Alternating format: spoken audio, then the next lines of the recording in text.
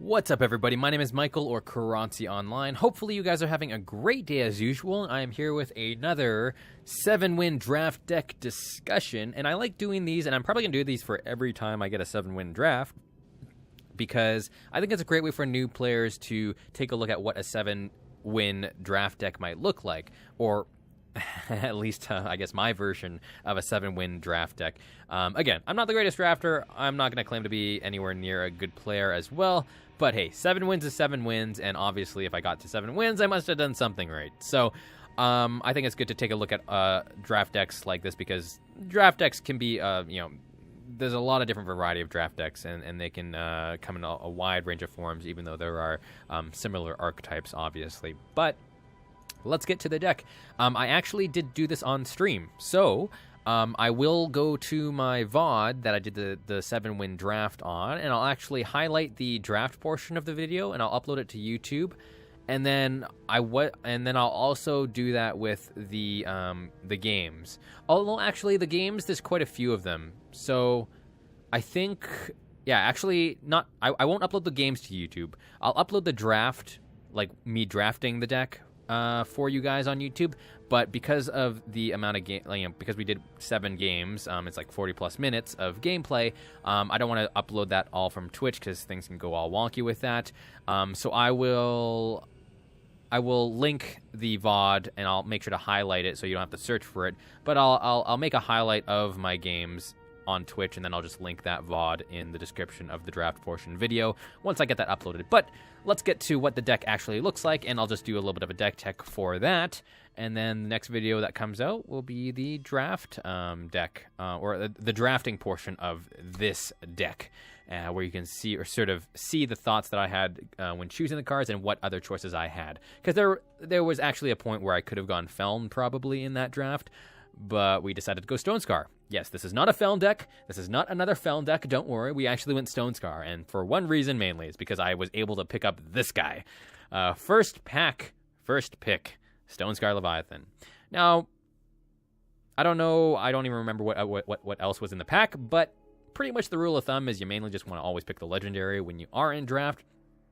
If not for the fact that just because it's a nice source of shift stone. But also, as a deck builder, I like to build my collection, and I already had a Stonescar Leviathan, so it's nice to get a little more consistency, because I do want to play around with these guys. I like to use every card I can, but also, worst case scenario, even in draft, it's still a 7/7 for 7, with a pretty good effect, to be honest, if both of you guys have been sort of just not really doing much to each other. If you play it on curve, and even if your opponent's at, like, 11, it can make things awkward for your opponent, because if they want to kill it, that's burned to their face, and even if they don't want to kill it, it's still 7/7 for 7, and same if they silence it. A 7/7 on the board in draft is still a very, very big unit. It's also a legendary that, it's also a card that dodges, like Annihilate, for example. So we did that, and then I felt obligated to go into Stonescar, which is actually a bad habit. I mean, obviously, if you pick a legendary right off the bat, like I did, and you start getting some good cards in those colors, then yes, build a deck around it. Legendaries are great. A lot of legendaries in Eternal can win you games in draft. But at the same time, if you can see other colors popping up that are much better, like Combre, for example, you still want to win games in draft, so don't be afraid to just ditch the legendary and just have it as a collector's pick. But overall, everything worked out since we got the 7 wins. So let's get through the deck, and I'll just do a brief overview of what I think about each card in draft. And then when you guys watch the draft video, you'll see sort of what other cards I had available to choose from, and sort of my thought process when actually building this deck. So we sort of went with a mid-range style deck. And the reason I call it mid-range is because we have sort of everything on the spectrum. We have a lot of good tools to deal with aggressive decks, but we also have enough threats to deal with control decks. So that is essentially the very general idea of what a mid-range deck is. It's in the middle. Hence the name. So right off the bat, for our first drops, we got Direfang Spider. I was able to pick up 2 of them, which is really, really awesome. Direfang Spider is an extremely good early drop. It's just a really, really good draft pick, because there isn't a ton of removal in draft, and also even if your opponent does use even if your opponent does use removal on Direfang Spider, you actually aren't that disappointed about it. If your opponent uses like an Annihilate on it or something like that, in my opinion, you're coming out ahead. If not, it's essentially sort of a removal spell as a ticking bomb, because you can just stick it on the board and leave it there. And if your opponent doesn't have a silence or anything like that, it's really tough for them to actually start attacking, which just helps you start building up your board and starts, buying you time essentially to find the right cards. But we also have another card, which I'll get to in a minute, that actually makes Direfang Spider quite deadlier. We got one Grenadin Drone. It's a card that we can sort of bluff that we're an aggressive deck right off the bat, but the reason I picked Grenadin Drone is because we had some pretty good sack effects, and Grenadin Drone's great because you're getting 2/2. You're getting, 2/2 worth of power for 1 mana, which is always nice, but, when you have cards like Ravenous Thornbeast or Devour, you're able to get value out of it and still have something left over, which is always good. I actually was sadly past a couple of Combusts, which also go well with Grenadin Drone, but I think I can't remember what my choices were other than the Combusts. They must have been pretty good for me to not pick Combust. Torch, Premium, Fire. It's like one of the best draft cards for Fire. If you can draft a lot of Torches, it's just a very quick removal spell for a lot of weak things. It's burned to the face.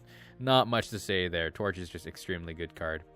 Annihilate, premium removal spell. When most of your creatures you're going up against are going to be single faction, Annihilate as a fast spell for 2 mana to kill off something that only has a 1 color influence requirement. Can't go wrong. Annihilate's very, very good. Highly valued removal. Dark Wisp is great with our sacrifice effects. We're able to get 3 cards through Devour and also Ravenous Thornbeast and drawing a card to sort of replace the 1/1 Dark Wisp. Not much to say there. I like Dark Wisp. Devour, also just a nice blocker to hedge against the aggressive decks and get value out of. Devour, like I said, works well with Dark Wisp and Grenadin Drone, but also it's nice to get a little bit more card draw. Again, we're not super aggressive deck, so we don't mind using Devour, and also it gives us a little bit of health, which is good against the Devour decks, and against anything slower, we're actually able to sort of use it as a counter almost to removal spells. So the idea behind that is, let's say I have a 5/5 Ravenous Thornbeast on the board, and my opponent uses like a Death Strike on it or an Annihilate.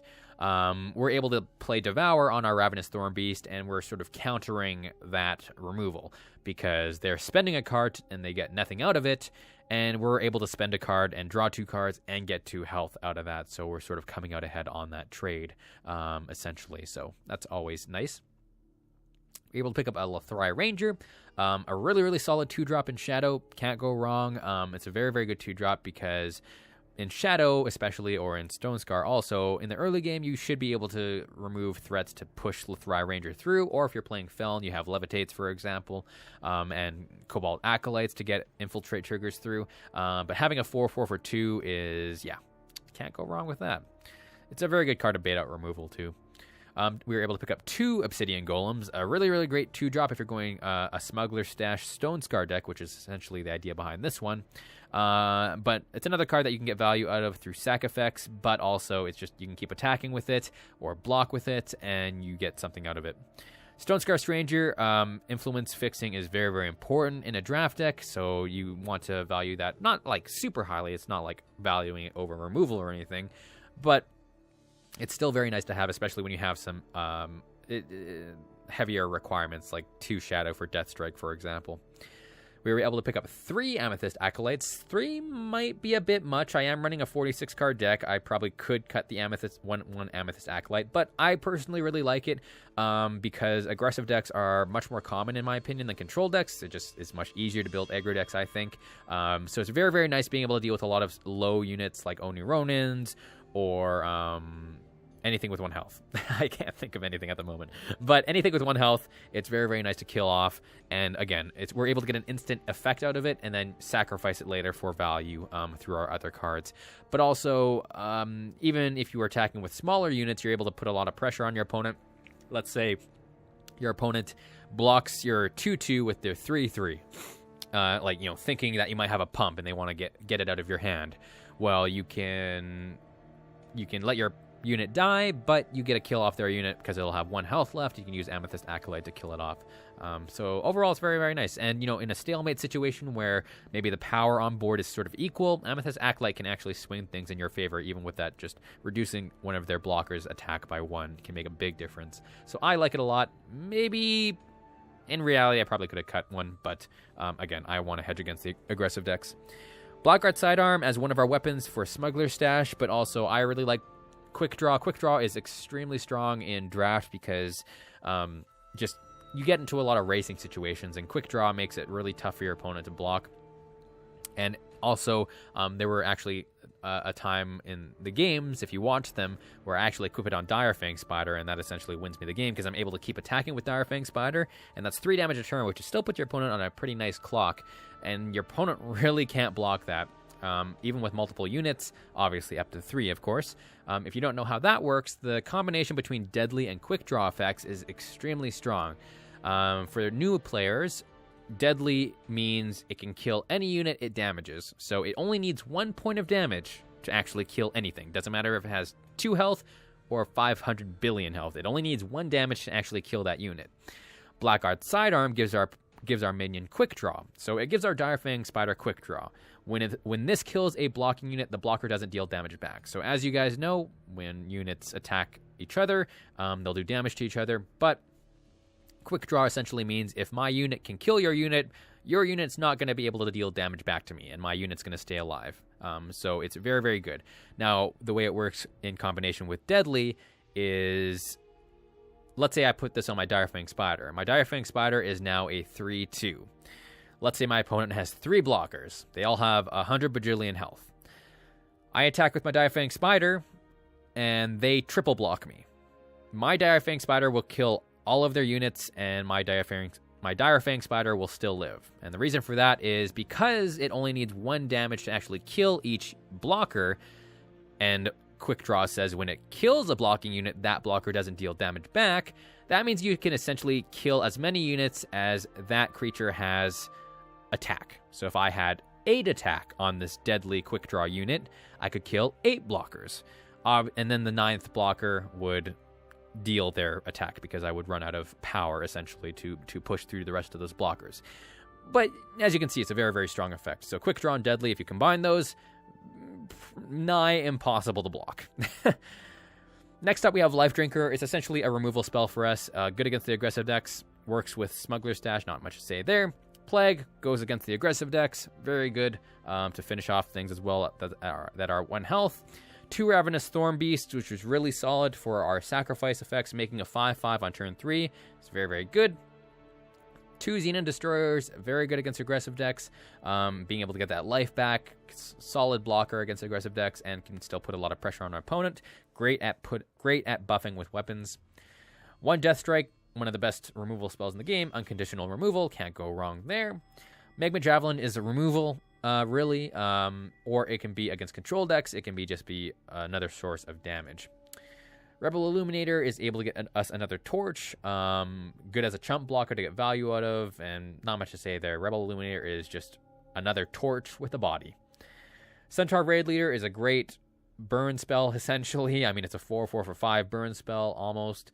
But the fact that it gives your opponent, or gives your top unit of your deck charge, means it can potentially hit something really, really big. And there was actually a game that I played where I curved out into Centaur Raid Leader into a charged Direwood Rampager, which you could say is pretty good. Next up, we have a Runic Revolver, Quick Draw. It's another Quick Draw effect, but it's a relic weapon. When you summon it, it deals 2 damage to the enemy player. It's not super strong weapon in terms of its power, but against aggressive decks, it allows you to kill pretty much multiple things and not have to lose that weapon. Additionally, even if you attack something, even if you attack with your units and they chump, if they kill off your unit and has like 2 health left over, you're still able to kill that unit and not have to lose that weapon. I think it's a really good card.